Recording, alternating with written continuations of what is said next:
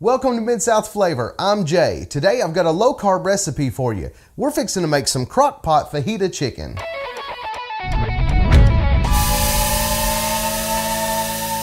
If this is your first time to the channel and you enjoy cooking, grilling, or pretty much anything food related, then start off by hitting that subscribe button. When you do, tap the little bell icon next to it. That way you won't miss anything. Today I decided to share an easy recipe with you. This is what we call our low-carb crock-pot fajita chicken, and you can even make this more low-carb if you want by choosing the right salsa. You can go with a lower carb salsa and you can really cut down your carbs.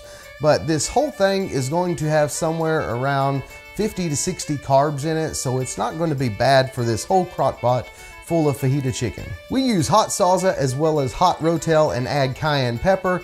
But if you don't really like it spicy, then you can go with mild on these. If you want the full recipe on this, go to midsouthflavor.com and click on blog. There you'll see the recipe that you can print out for later. I'm going to start off by adding this whole jar of this chunky hot salsa. And if you don't like the chunks, you can actually run this through a blender or a food processor and get rid of some of the chunks. Next, we've got our 10-ounce can of hot rotel. Next, we have 2.5 teaspoons of minced garlic, or you can use 5 cloves. 2 teaspoons of lime juice, and use 1/4 to 1/2 teaspoon of cayenne pepper.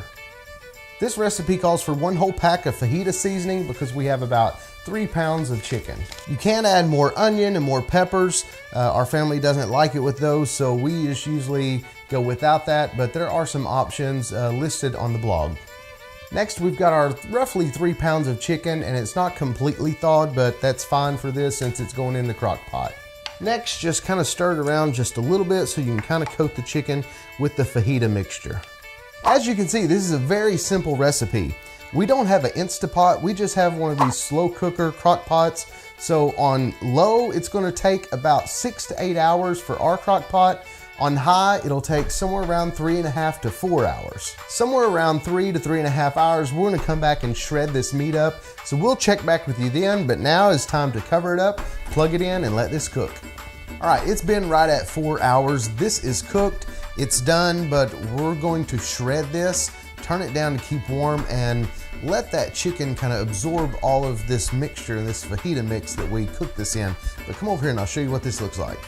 As you can see, this is already kind of falling apart, but we're going to take these 2 forks and just go in here and just shred this chicken. So yeah, just go through this whole crock pot here and try to make sure that some of the big chunks are shredded up, and that's pretty much all you have to do. As you can see, we pretty well got all the chicken shredded up, so now we're just going to turn this crock pot down to keep warm and let this shredded chicken absorb some of this mixture, some of this liquid, and then after it sets for a while, we'll check back with you then and give it a taste. I've got a bowl of this fajita chicken. One way that you can eat it is put some sour cream on it and eat it just like this. My wife likes the sour cream, I don't. Another thing that we do is we get these carb balanced tortillas with only 6 grams of net carbs, and we put this fajita chicken in one of these tortillas, and it is very good. But I just ate grilled burgers, so I'm just gonna sample some just like this and call it good for right now.